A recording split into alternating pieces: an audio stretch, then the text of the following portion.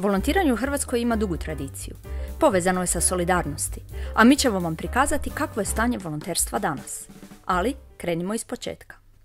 Volontiranje je dobrovoljno, temeljeno na slobodi izbora, usmjereno na dobrobit druge osobe ili zajednice, te za volontiranje ne dobivate novčanu naknadu, odnosno plaću.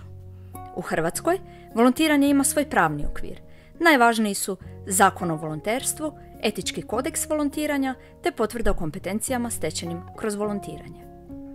A glavni nacionalni pružatelj kontinuirane financijske potpore volontiranju je Ministarstvo rada, mirovinskog sustava, obitelji i socijalne politike. Opća populacija Hrvatske pozitivno gleda na volontiranje.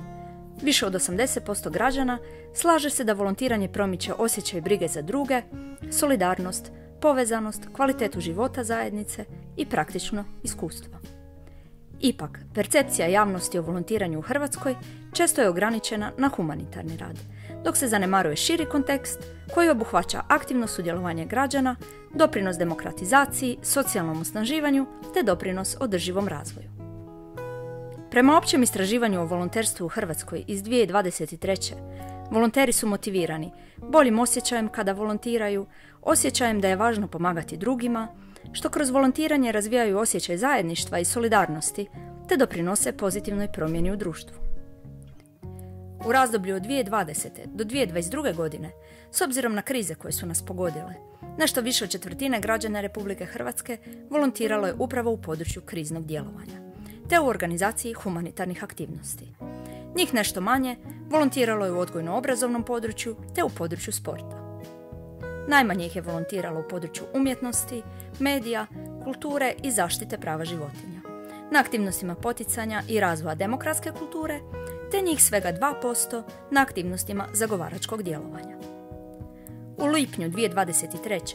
najviše građana volontiralo je u području sportskih aktivnosti, a zatim slijede organizacija humanitarnih aktivnosti te krizno volontiranje. U periodu od 2020. do 2022.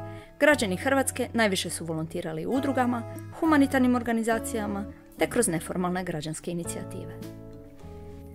Kako bismo povećali vidljivost volonterstva, organizacija i volontera te mobilnost volontera unutar Hrvatske, razvili smo e-platformu za volontiranje, Volonteku.